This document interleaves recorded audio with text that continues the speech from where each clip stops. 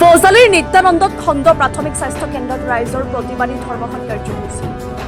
স্বাস্থ্য কেন্দ্ৰটো পাঠশালালৈ স্থানান্তৰ কৰাৰ প্ৰক্ৰিয়াৰ বিৰুদ্ধে ৰাইজে পালন কৰিছে অৱস্থান ধৰ্মঘট কাৰ্যসূচী। প্ৰতিবাদস্থলীত অসম চৰকাৰ হাই হাই, অশোক সিংঘাল মুৰ্দাবাদ, ৰঞ্জিত দাস হাই হাই আদি ধ্বনিৰে প্ৰতিবাদীসকলে প্ৰতিবাদ সাব্যস্ত কৰে। নিত্যানন্দ আঞ্চলিক উন্নয়ন সমিতি ব্যৱসায়ী সংস্থাৰ উদ্যোগত স্থানীয় ৰাইজে আজি আয়োজন কৰে উক্ত প্ৰতিবাদী কাৰ্যসূচী।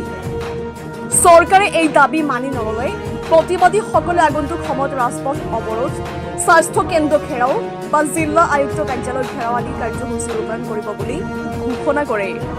প্ৰতিবাদস্থলীত সমানেই মন্ত্ৰী তথা স্থানীয় বিধায়ক ৰঞ্জিত কুমাৰ দাসৰ ভূমিকাত তীব্ৰ সমালোচনা কৰে। আচলতে এইটো ৰাইজৰ কাৰণে এটা দুৰ্ভাগ্যজনক বতৰা। ৰাইজে ভবা নাছিল এই বৃহত্তৰ নিত্যানন্দ অঞ্চলক কেন্দ্ৰ কৰি প্ৰায় ৩৫-৪০ হাজাৰ জনসাধাৰণে ভবা নাছিল যে এনেকুৱা এটা সিদ্ধান্ত ৰাইজৰ মাজলৈ আহিব, যিটো সিদ্ধান্তই ৰাইজক ক্ষতি কৰিব পাৰে। তেনেকুৱা এটা বাৰ্তা ৰাইজে লাভ কৰি আচলতে হতচকিত হৈ পৰিছে। এই বাৰ্তাটো নিশ্চয় ৰাইজে আশা কৰা নাছিল। ইয়াৰ বিপৰীতে ৰাইজে বিচাৰিছিল যে নিত্যানন্দ খণ্ড প্ৰাথমিক স্বাস্থ্য কেন্দ্ৰটোৰ উন্নয়নৰ সলনি এতিয়া ইয়াক সম্পূৰ্ণৰূপে যেতিয়া উঠাই নিয়াৰ ব্যৱস্থাখিনি কৰা হ'ল, ৰাইজ আচলতে হতভম্ব হৈ পৰিছে। ৰাইজ হতভম্ব হৈ ইয়াৰ বিৰুদ্ধে চৰকাৰৰ সিদ্ধান্তৰ বিৰুদ্ধে ৰাইজ ওলাই আহিবলৈ বাধ্য হৈছে। আৰু এইটো স্বাভাৱিক কথা, কাৰণ চৰকাৰ এখনৰ প্ৰাথমিক কথাটো হ'ল যে ক্ষমতাৰ যেনেকৈ বিকেন্দ্ৰীকৰণ থাকে তেনেকৈ সেৱাৰো বিকেন্দ্ৰীকৰণ থাকে।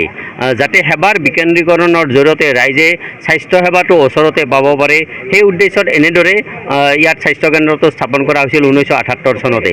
গতিকে 1978 চনতে প্ৰতিষ্ঠিত এই স্বাস্থ্যকেন্দ্ৰটো সুদীৰ্ঘকাল ৰাইজৰ সেৱা আগবঢ়াই এই কেন্দ্ৰই ৰাইজলৈ সেই সেৱা আগবঢ়োৱাৰ পিছত এই কেন্দ্ৰটো আজি হঠাতে ইয়াৰ পৰা উঠাই নিবলগীয়া হোৱা কথাটো আচলতে অতি দুৰ্ভাগ্যজনক, অতি আচৰিত কথা। গতিকে এনেকুৱা সিদ্ধান্ত চৰকাৰে নিশ্চয় বাতিল কৰিব লাগিব আৰু এনেকুৱা এটা সিদ্ধান্ত আহিবই নালাগিছিল। কাৰণ আমাৰ সমষ্টিত থকা বিধায়কগৰাকী আজি অসমৰ আমাৰ এই স্বাস্থ্য কেন্দ্ৰখন তেখেতক কোনে অনুমতি দিলে, তেখেতে ক'ত অধিকাৰ পালে? মোৰ তেখেতলৈ প্ৰথম প্ৰশ্ন।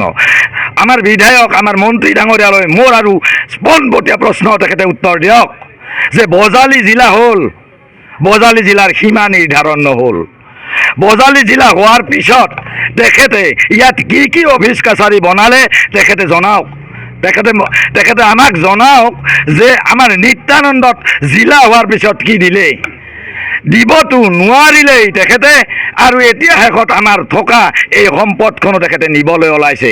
এয়া মই আমাৰ মাননীয় বিধায়ক আৰু অসম চৰকাৰক হুঁচিয়াৰ কৰি দিব বিচাৰিছোঁ যে আমাৰ নিত্যানন্দ মধ্য বজালী ৰাইজে এই নিত্যানন্দ স্বাস্থ্য কেন্দ্ৰটো পাঠশালালৈ বদলি কৰিব নিদিয়ে, আৰু এই নিদিয়াৰ কাৰণে আমি আজি ইয়াত আন্দোলনৰ কাৰ্যসূচী লৈছোঁ। আৰু ভৱিষ্যতে আমি তেখেতক সোঁৱৰাই দিব খুজিছোঁ, তেখেতে 24 ঘণ্টাৰ ভিতৰত এইটো আমাৰ ইয়াত আহি তেখেতে কওক যে এইটো মিছা কথা, এইটো সিদ্ধান্ত লোৱা নাই, আপোনালোকে আন্দোলন কৰিব নালাগে, ইয়াৰ মেডিকেল ইয়াতেই থাকিব, আমি শান্ত থাকিম।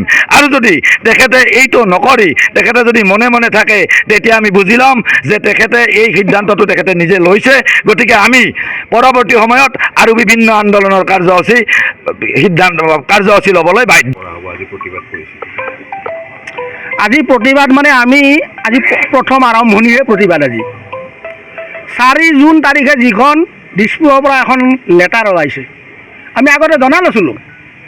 তাৰপিছত আমাৰ ৰাইজৰ মুখে মুখে আমাৰ আঞ্চলিক উন্নয়ন সমিতিত প্ৰতিটো মানে সময়ত আমাৰ ৰাইজে এই কথাটো মনত পেলাই দিছে, আপোনালোকে ইয়াত বহি থাকিব নেকি, আমাৰ মাজৰ পৰা এই স্বাস্থ্য কেন্দ্ৰটো উঠাই লৈ যাব। এইটো বাৰু কি কথা? তেতিয়া আমি আমাৰ আঞ্চলিক উন্নয়ন সমিতিয়ে আমি এখন সভা পাতিলোঁ।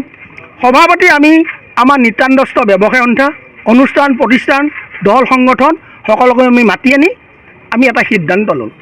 সিদ্ধান্তটো এনেকুৱা ধৰণৰ যে আমি প্ৰথমতে এই আন্দোলনটোৰ জৰিয়তে আমি এটা প্ৰতিবাদ সাব্যস্ত কৰিম। প্ৰতিবাদটো কালৈ কৰিম?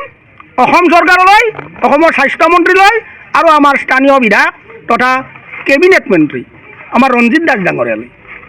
এইকাৰণে কৰিম যে আগতে আমাৰ ইয়াত বিধায়ক আছিল,